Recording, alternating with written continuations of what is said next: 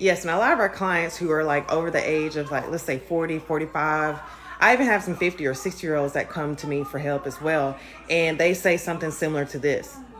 They didn't grow up with a computer in their hands, which puts them at a very large disadvantage, especially when you take into account that a lot of these classes now require that you do some portion of the work online, like totally online, even if you're going to class in person. When I went back to pharmacy school, I was 27, maybe 28 years old.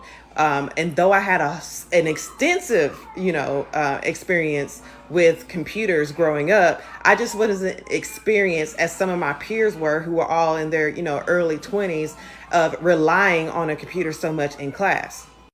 Until that point, I wasn't taking notes in class via computer. I was doing everything handwritten.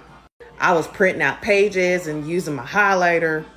And all our tests before pharmacy school were done on, pieces of paper or maybe Scantrons. And I'm really showing my age with that one. And I'm really showing my age right there. But these younger kids, they had been used to, taking all their notes electronically. They were making Google Docs and being able to share notes. Like, they were doing all these high tech things that I just never thought about, even it's still in my 20s, just a difference of a few years. So imagine being, 50, 55, 60, 45 years old or something like that, and you're getting ready to go back to school because you need to get a promotion at your job, and they won't let you until you get, your master's degree, and you get there and everything is totally different. You have little experience with computers, typing classes, and, spending all day texting and online has never been your thing. It just wasn't a thing in your time.